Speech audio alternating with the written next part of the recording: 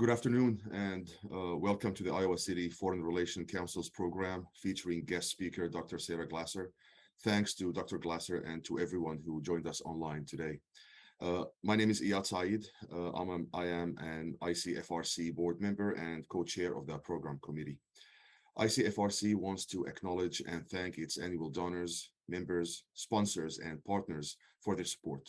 This list includes the Iowa Arts Council through the Iowa Department of Cultural Affairs, Humanities Iowa, and the National Endowment for the Humanities, the University of Iowa's International Program, Honors Program, and Public Policy Center, the Stanley UI Foundation Support Organization, Midwest One Bank, Taxes Plus, and City Channel 4 for providing online access to ICFRC's program, along with the UI Library Archives. ICFRC has adopted the Native American Land Acknowledgement prepared for the City of Iowa City's Ad Hoc Truth and Reconciliation Commission and Human Rights Commission. ICFRC recognizes that our home community of Iowa City now occupies the homelands of Native American nations to whom we owe our commitment and dedication. The full text of ICFRC's acknowledgement is on its website at icfrc.org. As we get started, I would like to cover some Zoom etiquette tips. This is the time to make sure you know where your video and audio mute and unmute buttons are located. You are already muted, so we ask you to please keep your audio and video turned off for the duration of the presentation, so you do not interrupt the speaker. Following our speaker's presentation at about 12:45, we will have a 15 minutes Q&A. You will be able to submit your questions via the chat function. At that time, we invite you to turn your video, but please keep your audio muted to avoid any background noise.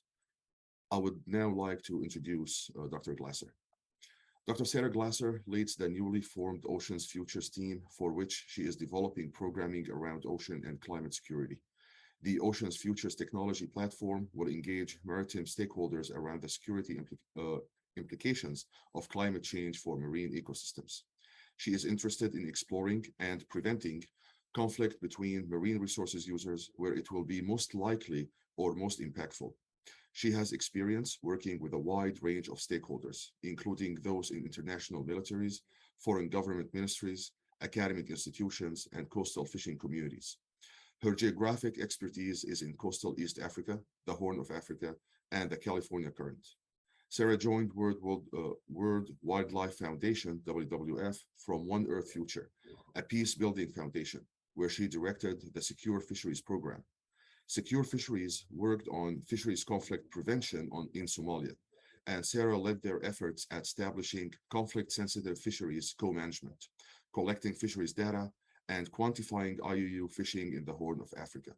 Her favorite accomplishment was starting a university engagement project in Somalia that brought together students at 4 universities for online marine science courses and field-based fisheries data collection.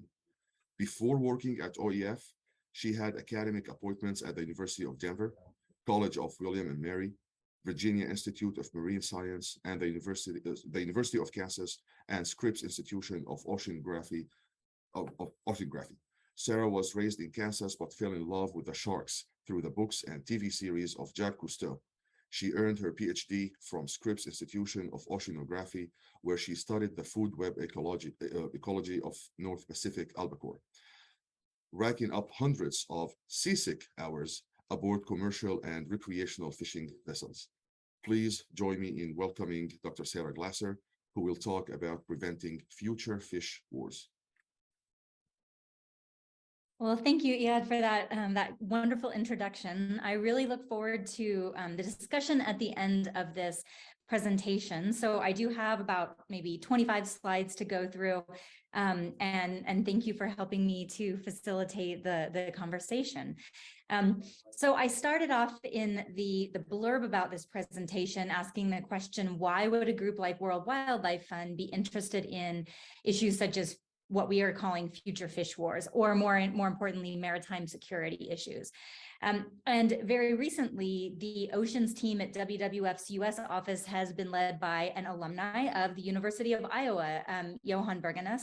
He took the helm about a year and a half ago and brings to the Oceans program a strong focus on international relations and peace and security issues. So think I have people in this room to thank for some of the programming that we are implementing now.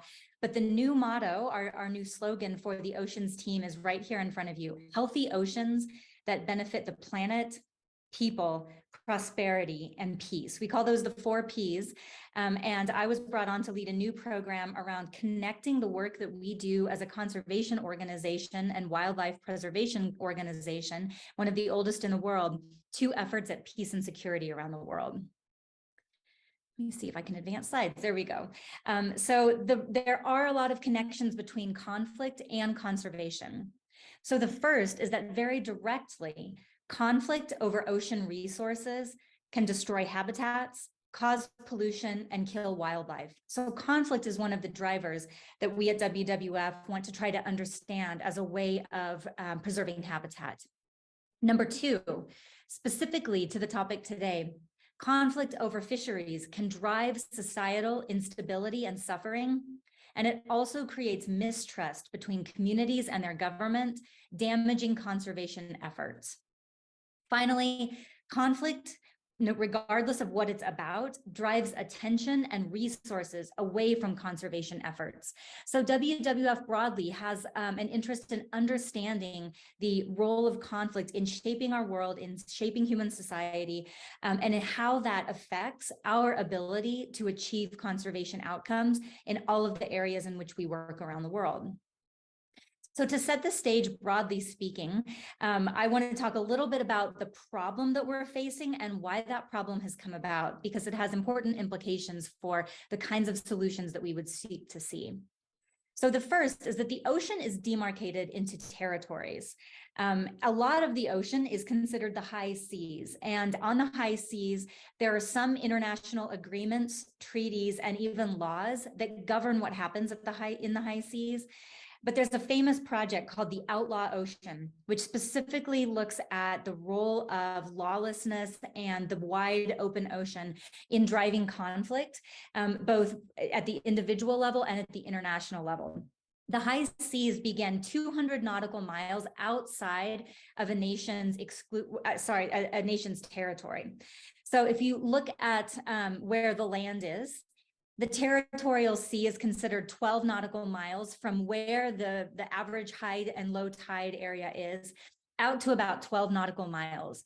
Within those areas, countries are able to design their own laws governing natural resource allocation and rules such as fishing, such as undersea mining, and such as transport.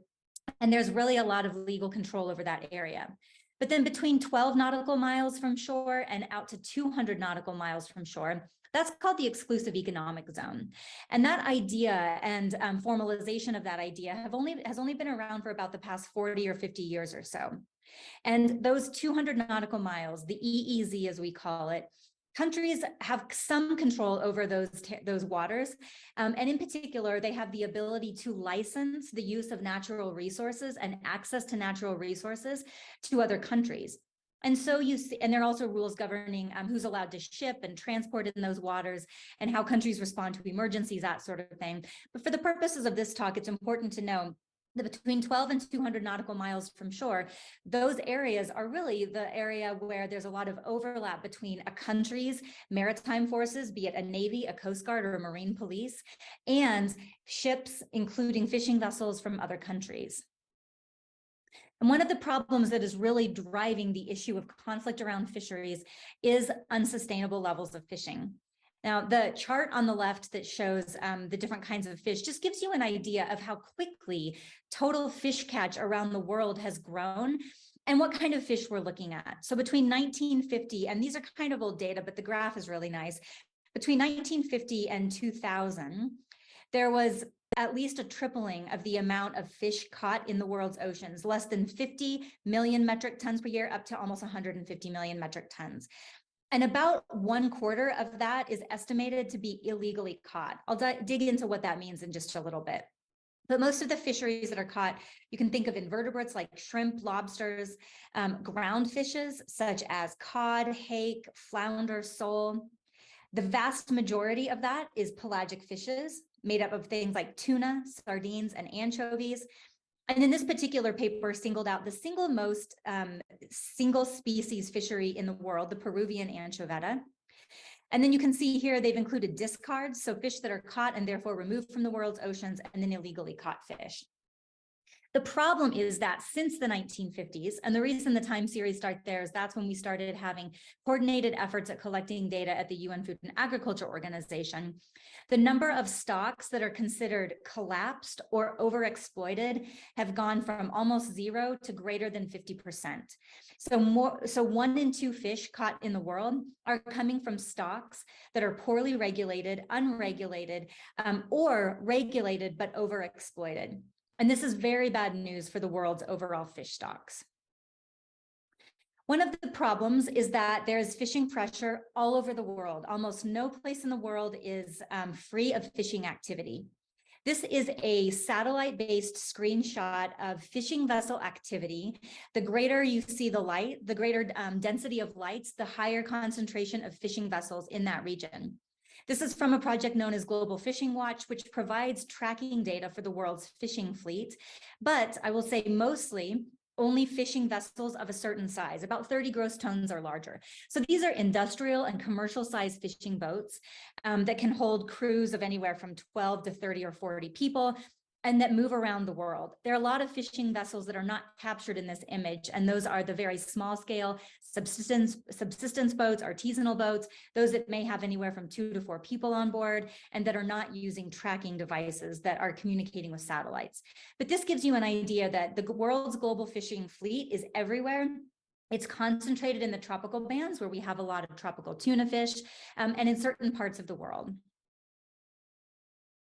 Also driving some of the problems that we're seeing is that seafood is the most traded global food commodity, more than cocoa, rice, coffee, corn, sugar, poultry, wheat, swine, soybeans. Seafood is almost 3 times the next greatest trade in terms of food commodities. So this graph here is showing these different food commodities and the $1 billion in export value. As a consequence, countries are really paying attention to the movement of seafood around the world because of what an important import-export market it really is.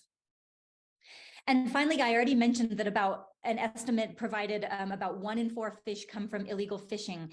This is a map that shows where we think illegal fishing happens in the world. And this is a major cause of conflict and security concerns on our world's oceans right now. In fact, Rear Admiral Joanne Burdian of the U.S. Coast Guard just said that illegal fishing is a much bigger threat to the world's commerce and security than piracy is. And yet it's not, I haven't seen any movies with Tom Hanks made about illegal fishing, maybe one of these days. But this map just shows where in the world we know that illegal fishing is happen compared to the amount of fish taken out of those waters. So in some parts of the world, such as the Western Pacific or in the Atlantic Ocean, about 1 in 3 fish come from illegal fishing methods. Around the United States and in some parts of the North Atlantic, those numbers are much smaller. That's because of some of the international treaties and some of the efforts at good fisheries management and protection that we have in different parts of the world. And yet it's a major, major cause of problems. So about 20 to 32% of wild caught seafood imported to the United States comes from illegally caught stocks. So although fishing in our waters, the rates of illegal fishing are very low, 3% on the West Coast, 9% on the East Coast, what we import, about 1 in 3, between 1 in 5 and 1 in 3 fish come from areas in which illegal fishing is a major problem. What do I mean by illegal fishing? It's often called IUU fishing. That stands for illegal, unregulated, and unreporting. So briefly, unregulated fishing means fish that are caught in areas of the world that either have no fisheries management or very poor and unenforced fisheries management protocols. That means that the fish are being removed at rates that are not measured and that may be more than that ecosystem can sustain. And then unreported. And that's a violation of different types of laws where you might catch fish in one place, but fail to report it to the authorities of that country or fail to report it to some of the international bodies that govern our world's fisheries. So illegal fishing itself is violating the laws of the country in which you are fishing, or if you're on the high seas, violating some of the legal treaties that may be in place. There are very few of them governing the high seas and what you can and can't fish. Just as one example, in most national waters, in most EEZs, it is illegal to catch endangered species. So whale sharks or turtles. Oftentimes, those are caught incidentally by fishing gear. And so that needs to be reported to the authorities. So there are various types, and then there's also different types of gear that is illegal to use. Any type of fishing that breaks the laws of that country, most of those laws are to protect the underlying resource base and to maintain sustainable fishing. The final problem that I think I'd like to talk about briefly is that of climate change. We are only just now starting to understand what the impacts of climate change will be on the ocean. We know that without the ocean, climate change in our terrestrial systems would be far worse than it is, because the ocean absorbs a huge amount of the carbon dioxide that humans are putting into the atmosphere. However, that means the oceans are warming pretty significantly, the Arctic and Antarctic at about a rate of 3 times greater than other parts of the world. Fish are considered, fish are poikilotherms. That means they are somewhat cold-blooded, somewhat warm-blooded. And as a consequence, they are very susceptible to changes in water temperature that have impacts on their ability to extract oxygen from water, their ability to reproduce, and their ability to effectively hunt for prey. So fish tend to find water bodies that have an optimal thermal range, temperatures that they prefer, and stick to those waters. It drives migration routes of highly migratory species like swordfish and tuna and sharks, but it also can create distinctions in the water column between sardine and anchovy that are almost the same type of fish. One prefers cold water, one prefers warmer water. So it's a very important driver of pattern and distribution of fish in our world's oceans. As the ocean changes, fish are going to move. A study that came out last year from a group at the University of British Columbia found that within the next 8 years, 1 in 4 fish connected to the territorial waters of countries, that's that first 12 nautical miles, are expected to move outside of those territorial waters. You can imagine what that means for small-scale artisanal fishing communities that rely on fish close to shore for food security. It means they have to go further out to sea to fish. It means they spend a longer time on the ocean, which is dangerous and increases their risk to their physical safety. And it means they have to spend more money on fuel to go further. Not only that, but it means that the world's distant water fishing fleets, which I showed you an image of from Global Fishing Watch, are going to be chasing the fish where they can. What we know on an aggregated scale is that fish will be moving deeper, and they will be moving from the tropics to the poles in order to chase cooler water as those temperatures rise. As a consequence, conflict over access to fish stocks is expected to rise. These are historical data that go back to the 1970s that looked at the incidence of interstate conflict over fisheries around the world. About a 20-fold increase by 2021 from the early 1970s, although you can see lots of variability around those numbers as well.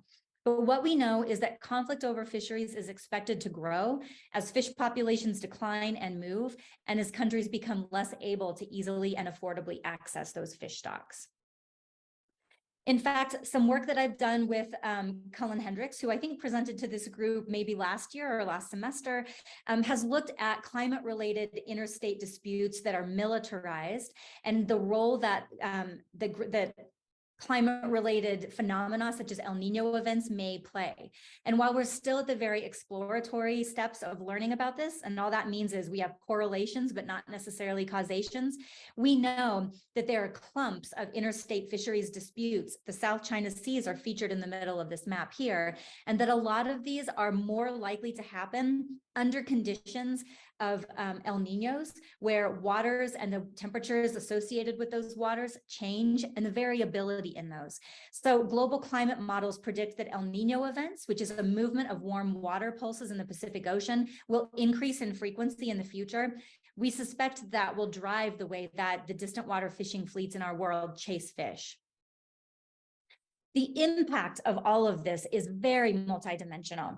So I've already mentioned food security, but over 3 billion people in the world rely on some form of seafood as their primary source of protein. That means if you ranked animal protein, that means if you rank animal proteins, 3 billion people have seafood at the top of that ranking list.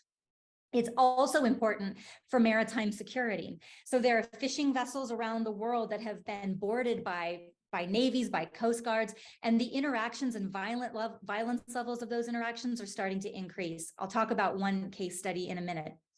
There's also an impact on fishing livelihoods as governments crack down on fishing activities. This is an example of the burning of illegal fishing nets in Tanzania that was an important reaction to illegal fishing, but that also severely impacted the ability of Tanzanian fishers to secure livelihoods and income security for their families. And then there's the risk of international conflict. These fishing boats that you see in the front with red flags are Chinese fishing vessels that fish together for safety, for communication, for effectiveness and efficiency. But increasingly, they're being escorted by their own navy on the world's oceans. So part of why we see a great interaction between the natural resource side of fisheries and then the human side of fisheries are because fisheries exist in an extremely complex system. The light blue arrows show what we understand from fisheries biology as food web interactions between top predators like tuna or sharks, and then the fish that they eat all the way down the food chain to phytoplankton, the plants that make up the base of the food web in the ocean. The dark blue arrows link the way that humans interact with the ocean through food security, through the provision of livelihoods, and then conflict over those issues. We understand that the natural system and the human system are linked by how we fish, meaning our fishing effort, and what comes out of the ocean, meaning our fish catch. So trying to house some of our analytical understanding of these issues within this complex system makes it a difficult question. I'll go through 3 case studies. The first is a case study about Lake Victoria. This is research that I undertook with Dr. Cullen Hendricks on the role of conflict in driving changes in fishing effort in Lake Victoria. Lake Victoria is in East Africa, and it borders Uganda, Kenya, and Tanzania. Here you can see some of these artisanal fishing vessels I talked about, wooden canoes that hold about 4 to 6 people on board. These are the kind of fish they're catching with the nets that this gentleman is repairing here. So very small mesh nets that catch a multi-species conglomeration of fish in the 2nd largest freshwater lake in the world. All lakes are freshwater, 2nd largest lake in the world. So one of the observations we had was a correlation between fish catch, which you can see here in the blue graph of the line is fish catch, and IDPs, or internally displaced persons in northern Uganda. So in the late 1990s, Uganda was undergoing significant amounts of civil unrest in the northern part of Uganda as a result of actions by the Lord's Resistance Army attacking civilian groups. That caused over 1 million internally displaced persons within Uganda. Some of them stayed in refugee camps, but many of them moved south. This map shows you incidents of deaths that occurred during that time. Most of the conflict was in the north in Uganda. And as you can see, Lake Victoria, the big lake in the south of Uganda, was relatively conflict-free. So our hypothesis was, the question that we posed was, is the increase in catch that we see correlated with the creation of refugees fleeing from conflict actually causal, and are people moving to the lake as a means of fleeing violence and moving into an area in which they could not only provide fish for their families, but gain income and livelihoods? And so we proposed a link between armed conflict in Uganda, internal displacement of people, a change in fishing effort. So as more people moved to the lake, they were able to find the lake itself as a source of food and income security. And that then impacted one of the largest commercial fisheries in the lake. You can see this gentleman carrying a gigantic Nile perch, a lot of which is consumed locally, most of which is shipped to the EU as an import fishery. As more people started fishing in the lake, we hypothesized that the food web dynamics of those fish and the fish that are being caught by artisanal fishers changed. And then that in turn created a change in the conflict dynamics of the lake. This is an island in Lake Victoria called Migingo Island, which is right on the border of Uganda and Kenya. Everyone who lives on this island fishes for Nile perch. That island is contested between Kenya and Uganda. And in fact, there have been violent interactions between some of the maritime police and lake-based police in this region and the fishing community on either side of the lake.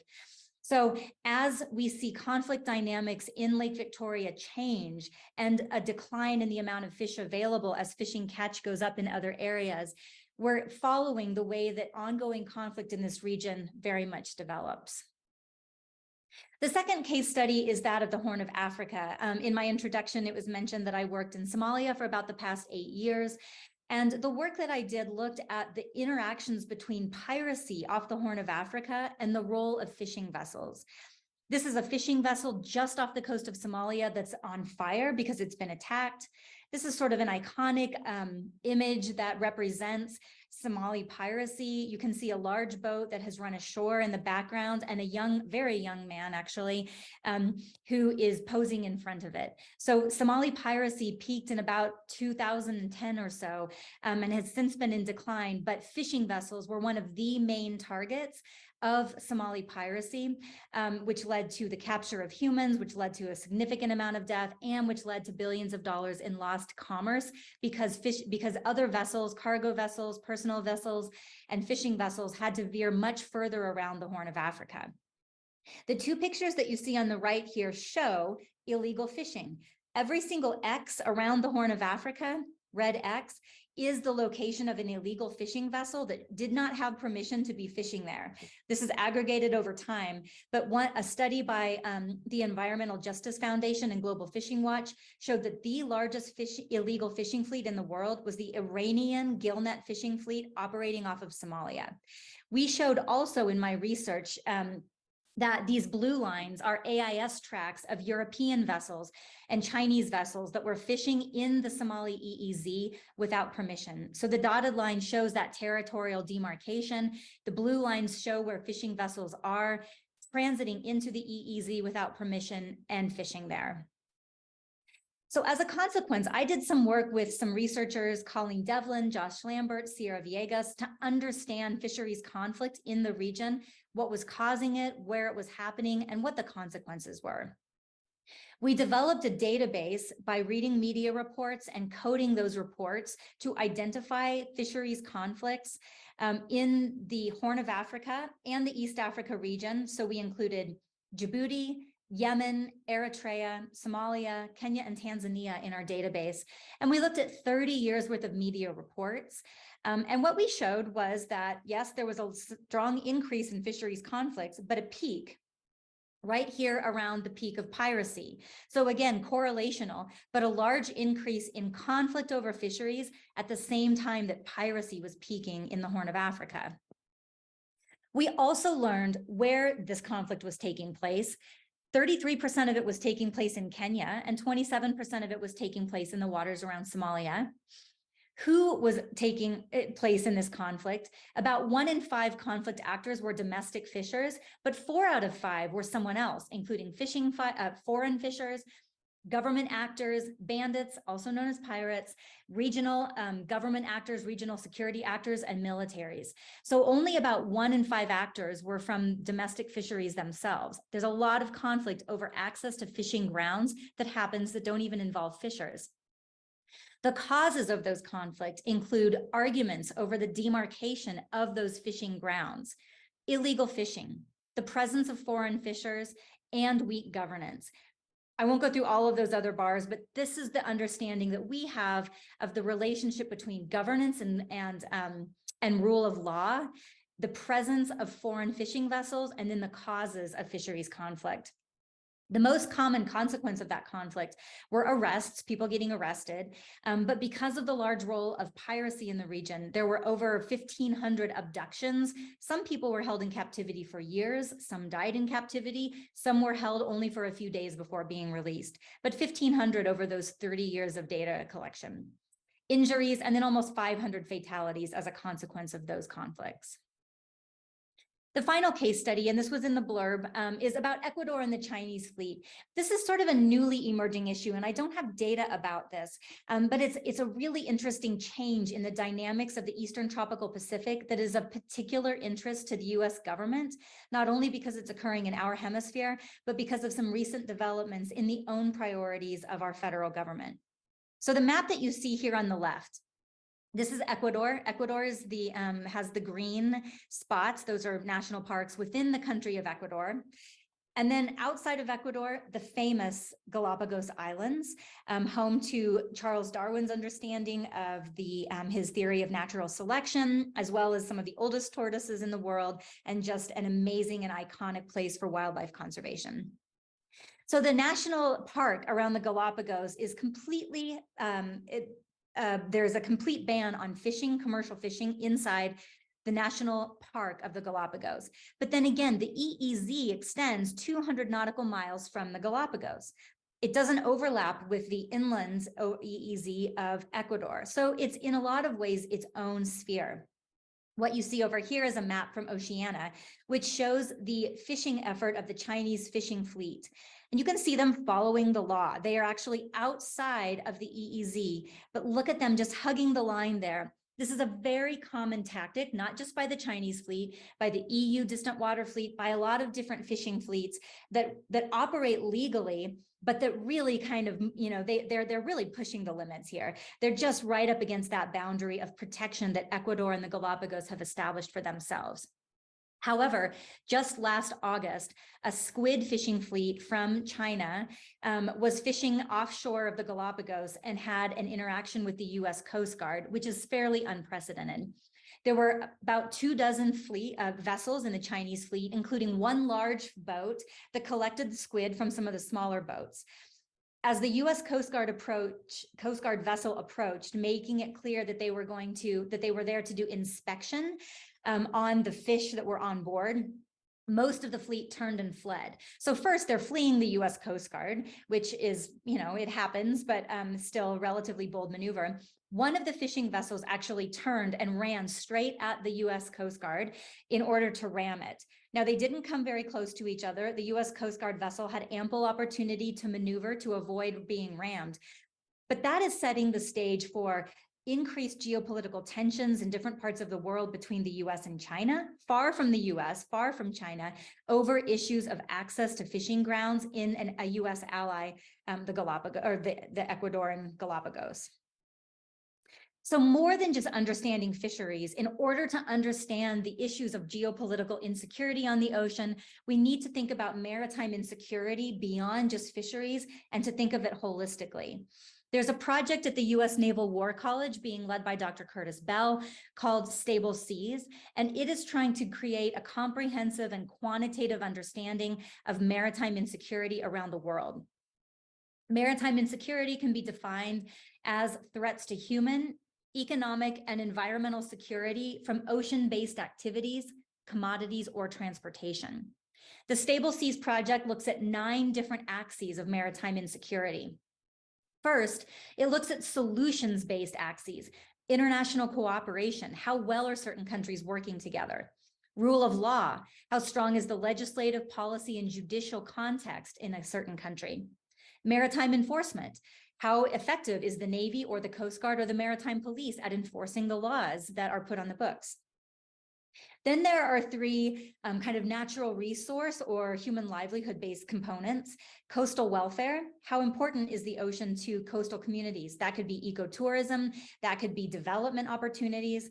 How much do coastal communities rely on the ocean? Number 2 is the blue economy, which includes some of those factors like tourism, but also fisheries. But how strong is the economic context of a given country around ocean-based issues? And finally, fisheries, which I've already spoken a lot about. The last 3 are some of the biggest risks that we see to maritime insecurity. The first is piracy and armed robbery. The second is illicit trade, which I'll dig into in the next slide. And the third is maritime mixed migration, or human trafficking and voluntary human migration at sea, and understanding the role of the ocean in moving people around the world and how that form of human migration, both when it's trafficked and people are involuntarily being moved around the sea, and then when it's voluntary and tragedies and accidents at sea befall them. So I'm digging in a little bit more to illicit trade just to describe what kind of components we think of with illicit trade. The first is guns, or arms. The second is drugs, and the third are wildlife. Now, there are other components to illicit trade, but these are the three things we focus on. And the map of this happens to be Horn of Africa and the Western Indian Ocean. That shows where some of these issues are the worst. So you can see red in Mozambique, where trafficking in these three products is the highest. But then you can also see areas such as up in the Gulf of Aden outside Eritrea, or Réunion, where there is much lower incidence of these. On the right-hand side, you can see where human trafficking is the greatest risk at sea. The orange area is around Somalia. And then you can see that in Mozambique, where trafficking in wildlife is the worst, it's actually not a significant source of human migration at sea. So projects like this are useful to give us context for understanding what types of risks to security exist, where they exist, and where hotspots are, so that we can direct our efforts to those areas. I've mentioned human migration and human trafficking, and I'll point you to a journalist named Ian Urbina, who did a project called The Outlaw Ocean, which I've already mentioned at the top of this conversation, that looked at the role of sea slaves in the fisheries sector and on the ocean more broadly. His work is phenomenal. It's moving. There's a website, Outlaw Ocean. There's a book called The Outlaw Ocean, and he recently released a 7-series podcast. And I'm mentioning it because he's the kind of storyteller and investigative journalist that I, as a scientist, can only dream of, weaving together the stories of human compassion, bravery, and human suffering to tell the story of human slavery at sea. But the bottom line is that a lot of the fishing that takes place at sea is essentially either slavery, literally, or it's indentured servitude, where people, mostly young men, sign up to be on fishing vessels for a year, and 4 years later, they're still struggling to pay off the costs that were associated with gaining a passport, gaining an airplane ticket, being on that fishing crew. The rate of injury, death, and even murder at sea on fishing vessels is extremely high. And so understanding the role of insecurity, the role of global trade in seafood, and what we as individuals can do to impact security at sea, it absolutely goes through groups such as the ILO, the International Labor Organization, and human rights groups like Amnesty International, which are trying to shine a light on seafarers' safety and welfare at sea. So one of the solutions that WWF is working on is to try to drive understanding and predictive analytics around issues of ocean conflict and fisheries conflict. So I was introduced as leading this new program called Oceans Futures, and we're really working at the nexus of ocean climate issues, trying to understand that from a scientific perspective, the role of conflict and peace building in strengthening our conservation outcomes, improving technology and innovation and bringing that on board, and then tying that into blue food security, blue food just simply being food that comes from the ocean, and livelihoods. Right now, we're working on building up a team of partners. We're working with the Environmental Defense Fund. We're working with a Congressional Caucus Fund to try to build a platform that tells these stories and drive towards impact by providing early warning about where, when, and why future climate-driven fisheries conflict will happen. We're using models to help us predict future climate-driven blue food insecurity. And then we're reaching out to the US federal government, the US Coast Guard, the US Navy, and different actors in the conservation and seafood industry space to raise awareness about these issues and to work together to bring solutions. So what are some of these solutions? Well, first, there are government crackdowns. Whenever illegal activity or security breaches are concerned, the government is sure to turn an eye to that. Often when the government gets involved, the response is not good for artisanal and small-scale fishers who rely on the ocean for a form of food and livelihood security. I already mentioned the burning of nets in Tanzania, certainly not the only place in the world that it happens. And then you can see here on the right some extremely well-publicized and now a practice that has ended, destruction of fishing boats in Indonesia. So vessels that were captured by enforcement officials in Indonesia were, the people were removed from the vessels. No one's on board these vessels. You can see all the cell phones up. People are taking pictures. These were publicity stunts, but extremely effective publicity stunts whereby fishing vessels, relatively large, distant water fishing vessels that had come from other countries, were confiscated and destroyed at sea. There are other less damaging solutions, though, and one of them is consumer education. So at WWF and a host of other conservation organizations around the world, raising awareness about these issues is very important. And I'm just highlighting here the Monterey Bay Aquarium's Seafood Watch website and application, which you can put on your phone, which is extremely helpful for being conscious consumers. While the app, for the most part, historically has focused on the ecology and biology of the fish you're eating and whether they are sustainably harvested, there's more and more of an attempt to include things such as human slavery in seafood, the role of human rights abuses, and the role of other forms of security at sea into these apps and into these certifications that help consumers make informed choices. Just some of my own personal philosophy around eating seafood is to treat certain seafood as a luxury good. For example, I would never eat shark. I do like tuna, and I treat it as a luxury good. I only eat it every once in a while. Avoid some items altogether. This app will help you understand what items you might, as a person, choose to avoid, depending on the own kind of priorities you have for your life. I always encourage people to ask waiters about the species that they're serving and where it came from. Honestly, most of the time the answer is we don't know. And I never hold that against a waiter because they honestly don't oftentimes have that information from their kitchens. But the more people ask, what fish is this? What kind of white fish am I eating? What kind of tuna am I eating? Where did it come from? The more the conversation opens up around origins and sustainability. And finally, educate yourself about farmed versus wild fisheries. That is not a simple thing. Unfortunately, I won't say avoid all farmed fish or avoid all wild fish. Really depends on where the fish were caught, how they were caught, from what country they originated. But there's a lot to learn about the difference between responsible ways of farming fish and responsible ways of catching fish in the wild. Other forms of cooperation that I thought this group might be interested in learning about is international cooperation and international law. The global map that has boundaries, sort of delineated there, show what are known as regional fisheries management organizations. These are voluntary bodies that operate with member states. They cover, as you can see, the entirety of the world's oceans, and they bring countries together for scientific data collection, collaboration, and analysis, for shared, what are called conservation management measures, which are voluntary for the most part. But if you're a part of this RFMO, you agree to abide by conservation and management efforts, and which oftentimes have dispute mechanisms for resolving some of the conflicts between countries and between member states. They don't always work, but it's a step in the right direction. The map on the right, which is in blue and gray, and I'm sorry, I meant to add titles to these, is an example of a new law or international treaty called the Port State Measures Agreement, which is sponsored by the UN Food and Agriculture Organization.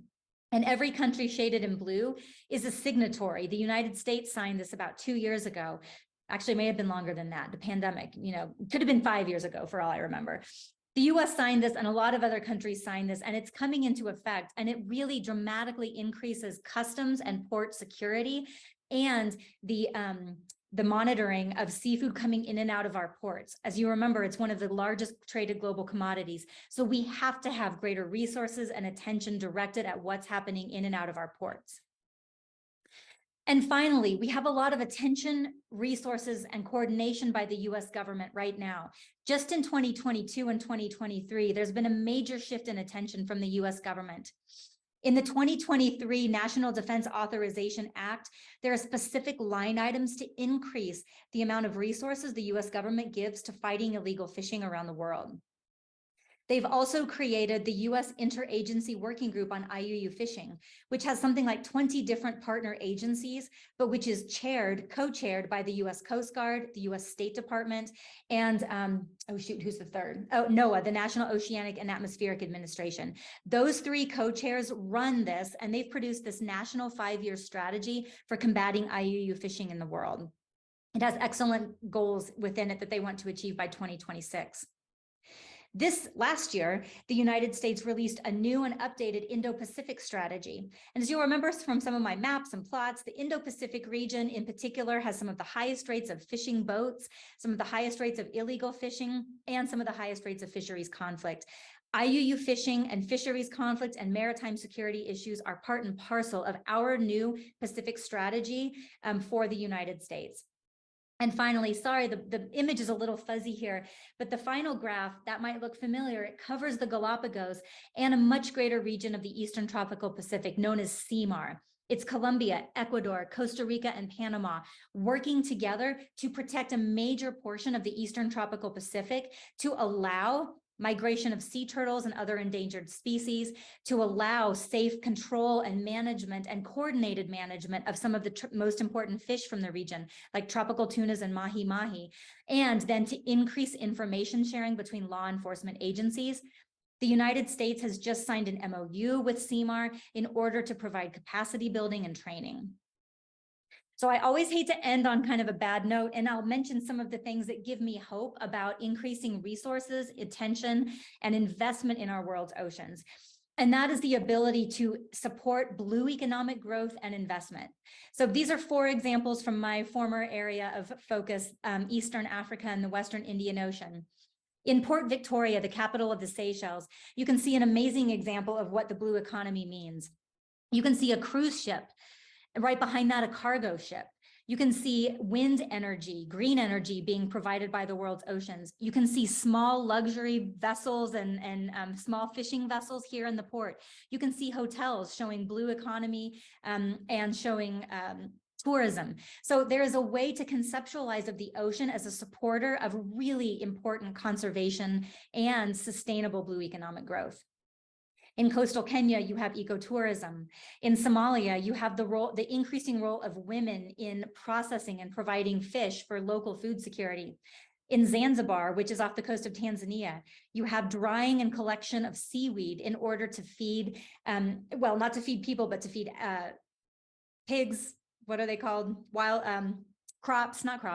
farm animals, to feed farm animals, but also to be put into things such as toothpaste and makeup. So kelp is a really important source of collagen and other things that find their way into natural products around the world. So there's a lot to be hopeful for and not just concerned about.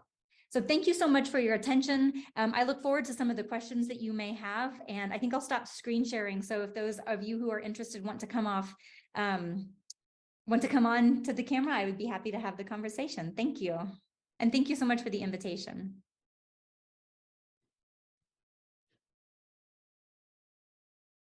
Yeah. All right. Thank you so much, Dr. Glasser. We now move to the question and answer portion of our program. Please submit your questions via the chat function at the bottom of your viewing screen. Feel free to turn on your video function, but please keep yourself muted. While we are waiting for questions to come in, ICFRC wants to thank its members and donors for their support. If you would like to join ICFRC or make a gift to support its programs, please go to icfrc.org. Thank you.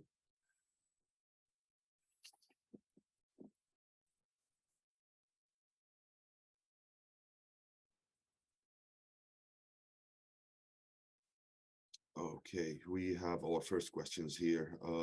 First one, how can we combat fish laundering where illegally caught fish is mixed with legally caught fish?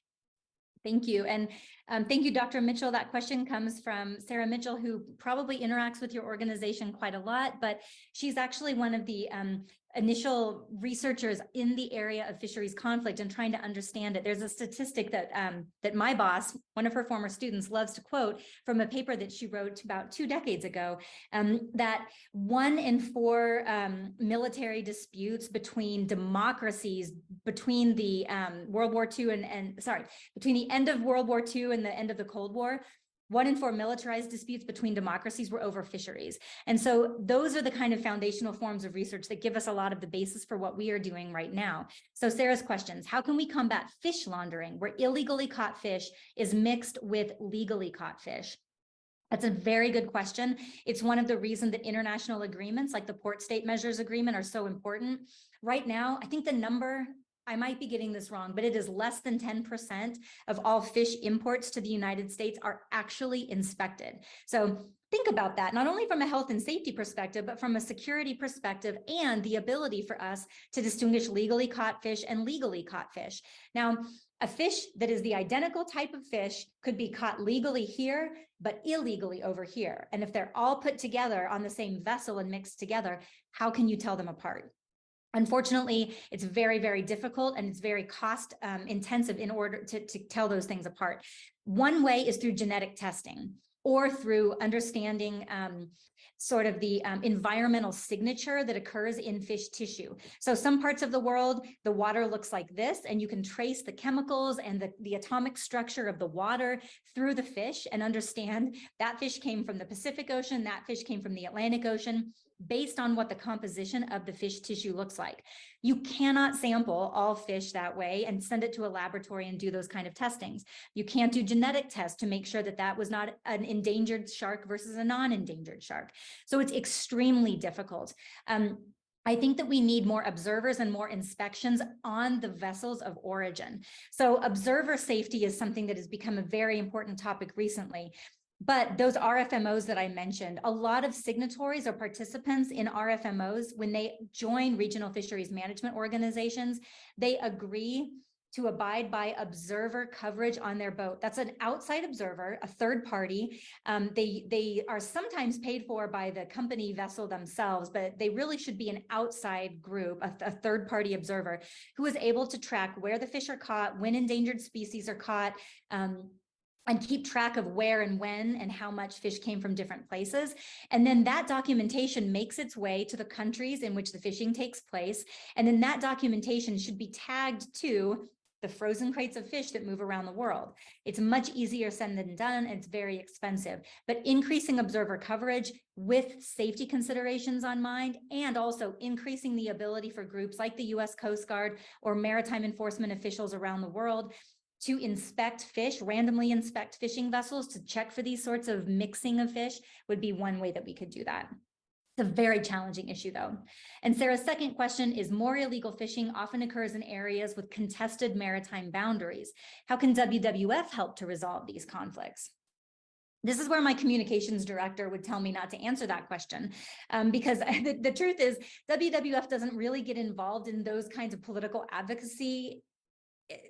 It's not even political advocacy, right? So a maritime boundary dispute that does not involve the United States, US WWF office would have nothing to say on the matter. Now, the WWF office in another country might have something to say, but we are a network of offices. And so, for example, we have an office in Kenya who might have an opinion on the maritime boundary dispute between Somalia and Kenya that's taking place, just as one example. But WWF, what could we do to try to help understand or minimize disputes over maritime borders? The truth of the matter is, I think that what we would want to do is work with coastal communities where we have a really strong presence and a really good track record working in marine protected areas, marine parks, areas that have different delimitations around who can be there and doing what, as a means of promoting conservation, working with enforcement officials to share information, and providing scientific foundations for understanding where fish are, where they might move under climate change, and how that affects the border disputes, so that the people, either the judiciary or legislatures who are negotiating maritime boundaries, can have the most up-to-date scientific information. Thank you, Sarah. There is another question that kind of touches on Sarah's second question. Are there any problems with the Red Sea because it adjoins some countries with major problems? I'm assuming political problems. Right. I'm assuming that question also means that there are existing territorial or land-based conflicts right now. Yemen, for example, right? Even over in Israel and Palestine. So the large part of the Red Sea there and into the Gulf of Aden. Yes, so there are problems with climate change because it's relatively shallow. The waters there are warming. There are major threats to coral reefs as a result of warming waters. And there are also problems with just the sheer amount of global transport that occurs in that region. It's a huge connector. Vessels run aground, and so there are lots of issues with pollution there. And then in terms of some of the issues I've talked about, specifically relating to, say, the war in Yemen, there's a huge amount of illegal trade right now. Oftentimes, there are literally guns under fish. So fishing vessels that look like they're operating legally, if they get stopped and inspected, there can be trade in weapons and drugs and humans underneath the fish. And then the other thing I'd mention in that particular area, is as the threat of piracy went down, there are now what are called offshore floating armories. They're less in the Red Sea, and they're more kind of in the Western Indian Ocean. But these offshore floating armories are essentially islands with hotels where private security contractors have to park their weapons when vessels go into port and land in port. And those are starting to become real security risks in the region as well. All right. Next question, how do landlocked countries and actors play into what you've described today? Seafood and interest in them is not limited to nations with coastlines and ready access to seaways. As a Kansan who lives in Colorado, speaking to a group of Iowans, I thank you, and I could not agree more. It's absolute, and that's one of the reasons I put the slide up about how big the global trade is, because, you know, I eat seafood as a marine biologist. I do. I try to be careful with what I eat, but it permeates kind of our culture, and you know, whether it's fish tacos or sushi or what have you, and then beyond preserving the kind of food security and the kind of food preferences that we have as Americans, there's also the concern for larger insecurity in the world, and knowing that most people don't want to support slavery with their purchasing dollars, but knowing that it is really difficult to keep track of. So I guess what I would say is some of the information and some of the resources that I gave people, the Outlaw Ocean Project, the Monterey Bay Aquarium Seafood Watch cards, educating yourself about the types of fish and where those fish might come from is one way.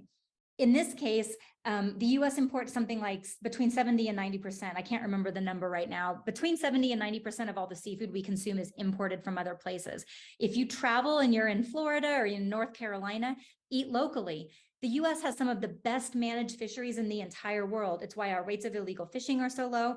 Buy American seafood when you can. It's just very difficult to do. I also think that there's a large tie between agriculture, generally speaking, which of course Iowa leads the way in our country for understanding how to have political power in Washington around agriculture, writing to your representatives, bringing up these issues when you're talking to politicians in some of the caucuses that Iowa is famous for, making these issues known so that they know that you can't just ignore these issues, even though they're talking to people who are in the heartlands. And then really, so talking to your friends, neighbors, family members about these issues makes a really big difference. Thank you so much.